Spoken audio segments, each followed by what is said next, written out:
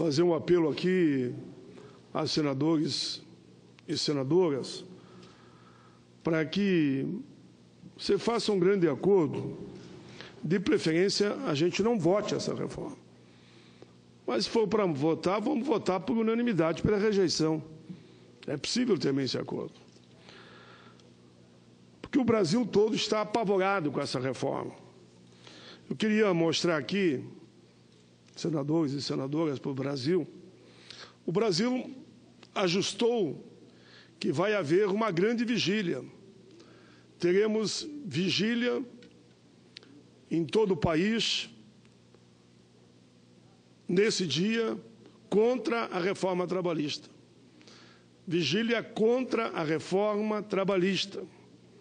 11 de julho, terça-feira, junte o seu grupo, leve velas, leve o celular, porque ali também tem a lanterninha, manifeste-se, acompanhe o voto de cada senador.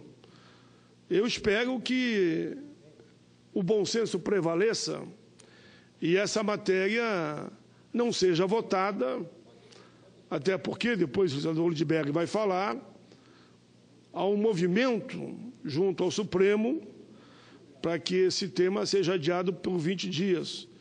E essa seria a melhor posição dessa casa. Essa seria saudável, isso seria bom senso, isso seria equilíbrio. Essa matéria, senhor presidente, hoje pela manhã mesmo tivemos uma audiência pública na Comissão de Direitos Humanos, das 9 horas terminou agora, que todo mundo quer falar, e quer falar contra CNBB, OAB, Ministério Público, ANAMATRA, todo mundo unânime. Tu não consegue uma entidade que queira falar a favor. Então, eu queria insistir muito, nesse momento, falando pela TV Senado. Eu ia fazer esse apelo na sexta, mas, infelizmente, Vossa Excelência, como disse, é escravo do regimento, não tínhamos aqui 4 senadores e não foi aberta a sessão. Hoje, com a presença de 4, a sessão está aberta.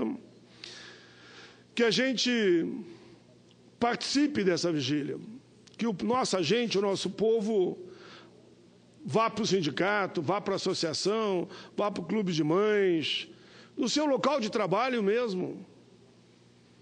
Façam um movimento para que a vigília aconteça em todo o país, na Câmara de Vereadores, na Assembleia Legislativa. Eu sei que no Rio Grande do Sul vão fazer vigília em frente ao diretório de partidos políticos, no sentido de que se comprometa cada vez mais, se comprometa o senador ou senadora a votar contra essa reforma. É um movimento espontâneo, ninguém mandou, ninguém exigiu. Isso começou a surgir no Brasil todo. E aqui nós também, claro, há uma semana estamos falando desta vigília contra as ditas reformas.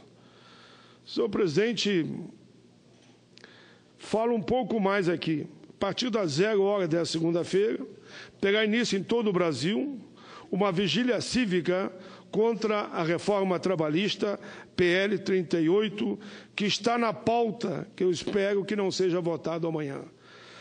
O movimento sindical, o movimento de igrejas, não só a CNBB, mas como também evangélicos, dos mais variados segmentos, movimento social, estudantes, dona de casa, trabalhadores de vários ramos da economia, estão enviando mensagens para nós todos aqui, aos nossos gabinetes, dizendo que vão fazer a vigília e querendo pegar algumas orientações que nós estamos passando. Quero reafirmar que nós estaremos aqui fazendo bom combate, porque achamos que essa reforma ela é cruel, é algo nunca visto. Acho que nem os deputados acreditavam que aqui no Senado os senadores poderiam ter uma posição de querer votar na íntegra o que veio lá. Eles botaram o que a gente chama um monte de bote na sala, achando que os bodes que estavam na sala, o Senado tiraria. Até aí eles estão assustados. pela posição do Senado. Teve um que chegou a dizer para mim, adversário, vice-líder do governo, num debate numa grande emissora Rádio Nacional. Quero repetir aqui, os senadores não são criança, são homens de cabelos brancos. Eu sei que eles farão o seu dever de casa. Teve um outro que disse aqui, o próprio relator da reforma na Câmara, num debate que tivemos aqui no Senado, ele também disse, o Senado que compra a sua parte. Se vocês acham que tem problema, alterem. Enfim, senhor presidente, eu quero mais uma vez insistir, falando à população, que hoje as redes sociais têm um peso muito grande. Mandem correspondência, de uma forma ou de outra, pelo tal de WhatsApp, pelo tal de Facebook, façam contato com os senadores, demonstrando que é inaceitável esta dita reforma. É um movimento que está crescendo, é um movimento, repito, espontâneo dessa vigília, contra a reforma trabalhista, legítimo, que mostra que a população não quer, não concorda com essa reforma apresentada pelo governo Temer, que está com 3 processos crime. Um já chegou, vai ser lido hoje à tarde, e mais depois virão outros 2. É um governo que já terminou, se agarrou nessas 2 reformas, tentando passar para a sociedade que essas 2 reformas, como diz lá no Rio Grande, é o caminho da lavoura, mas não é. Essas 2 reformas, todos sabem que é o caminho do precipício, como aquela ponte que foi apresentado já lá atrás por esse mesmo time que hoje manda no Palácio. Não cria um emprego, só arrocha mais o salário. Eu ainda hoje de manhã lembrava o salário mínimo em inúmeros países, inclusive na própria China, que é o dobro no Brasil. E nos países que eles mais citam, 5 vezes, 3 vezes, 4 vezes. Mas eu peguei a China como exemplo, mas hoje pela manhã, no debate que tivemos, teve um outro painelista que mandou comparar com todos os países da América Latina. Venezuela, Uruguai, Paraguai, Argentina, Chile. O nosso salário mínimo é o menor. Então, não é real, não é honesto. Eu diria que até intelectualmente é desonesto querer dizer que essa reforma vai gerar emprego. Não vai gerar um emprego. Pelo contrário, aqueles que têm empregos formais vão passar tudo a ser autônomo exclusivo, ou trabalho intermitente, ou terceirizado. Teremos empresas, na verdade, sem nenhum trabalhador. Calcule uma empresa com 1.000, 2.000 trabalhadores sem que tenha um trabalhador com carteira assinada. Todos nesse mundo da fantasia, para que eles não querem assumir a responsabilidade com os encargos sociais. E, repito, é mentira daqueles que dizem que não vai atingir o 13º. Vem para a tribuna e me diz aqui, ou vem para cá debater onde quiser, como é que os chamados autônomos exclusivos vão ter 13º, férias? Nem previdência não vai ter por parte do empregador. Não adianta dizer que está na Constituição, mas se tu é autônomo ou tu é trabalho intermitente, a responsabilidade é tua. Quem é que vai poder fiscalizar isso? Quero reafirmar, senhor presidente, e nesses minutos que ainda tenho, quero ainda passar aqui, eu tenho recebido muitas, inúmeras, além da vigília que eu já mostrei, eu tenho alguns chargistas que estão me dando, para mim, gratuitamente, alguma charge. Essa aqui é outra charge. Diz que essa proposta é um cavalo de Troia. É um cavalo de Troia, bonitinho por fora e uma bomba por dentro, que destruiu a cidade de Troia. E até eu já vi uma charge semelhante, onde dentro do cavalo desce um monte de grandões, né? Os poderosos da economia, chicoteando os trabalhadores. Mas tem outra aqui. Essa é do Judas. É o tal de presidente Michel, dando um beijo num trabalhador, exatamente como Judas fez.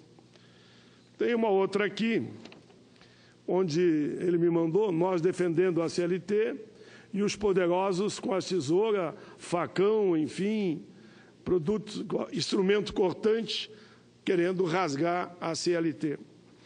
Tem outra aqui que é bem interessante também, que é essa que mostra os ratos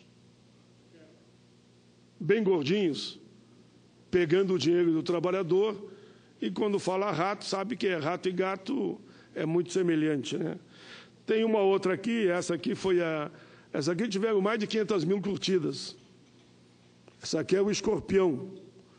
Eu recebi essa também. Os escorpiões invadem o Congresso. É o escorpião engolindo os trabalhadores, mastigando os trabalhadores, pegando e mastigando. E tem uma figura aqui que eu não vou dizer quem é a figura, mas está aqui a figura que eu recebi, aquele princípio que o escorpião vai sempre trair aqueles que estão próximos. Aí conta a história, quando me mandaram, aquela historinha do elefante, né? Queria atravessar o rio, o escorpião pediu carona para o elefante deu, chegou no meio do rio, ele ferrou. Com esse ferrão aqui, ferrou e morreram os dois. Mas que ele não resistiu à vontade de trair, de sacanear mesmo aqueles que votaram, no caso, neles e sempre ajudaram. Mas tem outra aqui, que essa aqui eu achei muito interessante. Essa aqui é muito interessante. Uma outra charge, onde mostra Judas sentado em cima da Câmara dos Deputados, porque foi lá que houve a grande traição e veio para cá o projeto. E aqui Pôncio Pilatos sentado em cima... Pôncio Pilatos sentado em cima do Senado, como que dizendo, estão lavando as mãos, concordando com o que Judas fez, mandando para crucificar, mandando para a cruz Cristo, e que aqui o Cristo é o povo brasileiro. Ainda hoje pela manhã, senhor presidente, na Comissão de Direitos Humanos, eu passei um vídeo lá de uma musicazinha singela, mas que diz muito para o momento. Aquela música Trem Bala, autora Ana Vilela. Quem puder que ouça essa música. E eu vou só ler um pedacinho dela aqui que eu achei muito, muito importante. Não é sobre tudo o que o seu dinheiro é capaz de comprar. É sim sobre cada momento e sorriso a se compartilhar. Também não é sobre correr contra o tempo para ter sempre mais, cada vez mais. Porque quando menos se espera, a vida já foi e ficou tudo para trás. Segura teu filho no colo, sorri e abrace seus pais enquanto estão aqui. Que a vida é trem-bala, parceiro, e a gente é só passageiro, preste a partir. Essa singeleza da música, eu cheguei a dizer hoje de manhã, repito aqui, nós que temos uma idade um pouquinho mais avançada, nós temos o quê? 20 anos a mais de vida. Daqui a 20 anos nós não estaremos mais aqui. Todos nós que temos uma idade um pouquinho mais avançada. Eu estou com 67. Daqui a 20 anos eu vou estar quase com 90. E eu vou ter que dar explicação lá em cima, hein? Quem cometeu esses crimes, vale a pena botar no seu currículo os crimes como esse aqui? Pô, mas lá embaixo te chamavam de escorpião. Lá embaixo te chamavam de rato e gato pela sacanagem que tu fez contra o povo. Lá embaixo falava o homem da faca, da tesoura, para cortar o direito dos trabalhadores. Lá fora te chamavam que você, na campanha, dizia uma coisa e depois, chegando na hora H, traiu o teu povo. Lá embaixo era que você fazia parte do time do cavalo de Troia. Os trabalhadores faziam até vigília, com luzes, com lamparinas, para iluminar o caminho do bem e pedindo que os senhores recuassem. Nos últimos 5 minutos, porque todos nós vamos falar ainda, com certeza, eu queria registrar um artigo que o Jornal do Brasil e o Brasil 247 publicou, que leva muito aquilo que eu penso. O título é do presidente grego. Nesse artigo eu faço uma análise da reforma trabalhista, que está em pauta nesse plenário, nessa terça-feira. Aqui eu digo, Surpreendentemente, até inacreditavelmente, o Senado abdica do seu dever de legislar e de ser a casa revisora e aceita calado, mudo e surdo o que veio da Câmara, a tal de reforma trabalhista. A proposta está prevista a votação para o dia 11. A história e as urnas hão de cobrar um preço altíssimo dos senadores e dos deputados que assim se portarem. A reforma trabalhista foi minuciosamente arquitetada por uma elite que representa 5% dos poderosos desse país, com o único objetivo: facilitar o lucro do grande empresariado. À custa de quem? Da retirada de direitos do povo brasileiro. Eu estou resumindo aqui. Recebi um dossiê, aqui eu falo no artigo, dossiê da reforma trabalhista da Unicamp, onde eles mesmos denunciam que quem fez esse relatório foi a CNI e a CNA. É só olhar o que eles formularam entre 2012 e 2016. Boa parte desses escritos foram também assimilados pelo governo do documento Uma Ponte para o Futuro. O alvo principal é a destruição da CLT, alterando quase 200 posições. O núcleo destrutivo da reforma baseia-se na previlência do que tudo é possível, tudo pode ser negociado, desde que prejudique o trabalhador. E aqui eu digo, conforme os procuradores repetiram hoje pela manhã, direitos como jornada de trabalho mínimo, piso salarial, férias, 13º, auxílio alimentação, fundo de garantia, horário de almoço, entre outros, todos poderão ser livremente retirados. É só lembrar intermitente e o famoso outro autônomo exclusivo. O trabalhador será obrigado a assinar acordo por medo de ficar desempregado. A terceirização, inclusive, da atividade fim, não tem mais limite. Poderíamos ter numa prefeitura nenhum funcionário mais concursado. Poderíamos ter no governo do Estado nenhum, daqui para frente, funcionário concursado. Poderíamos ter na União, daqui para frente, nenhum mais por concurso. Porque permite tudo agora, não tem mais limite. E como eu dizia antes, podemos ter numa empresa, porque não tem mais limites, todos terceirizados. Vai ter o dono da empresa, mas nenhum funcionário é dele. Quem tem que prestar conta é os terceirizados, as empresas que terceirizaram para os seus trabalhadores. Com certeza, senhor presidente, as presentes e futuras gerações sofrerão na carne a vilania desses infames que só pensam em lucro e no poder. Nem a ditadura teve tanta ousadia de rasgar a CLT e acabar com a nossa Previdência. Por isso, a pressão, nós vamos ter que fazer. Eu disse no artigo, e foi publicado nos jornais, em dezenas de jornais, encaminhem e-mails, o tal de WhatsApp, use as redes sociais, fale amigos e vizinhos, faça uma corrente de informação, faça uma vigília. Como diz a canção, quem sabe faz a hora, não espera acontecer. A reforma trabalhista, que essa charge foi reproduzida nos jornais, é sim um cavalo de Troia, que estão enfiando goela abaixo do povo brasileiro. É um presídio grego moderno e submisso ao setor financeiro e ao grande capital.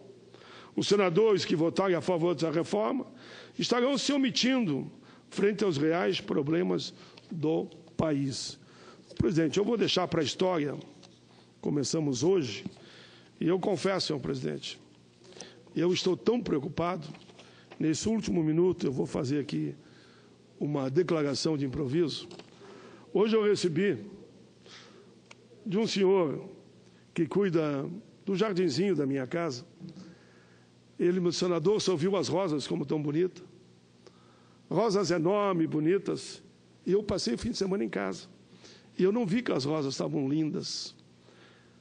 Eu tenho aqui no WhatsApp as rosas, e vou mostrar amanhã. Por quê, senhor presidente? Porque a minha preocupação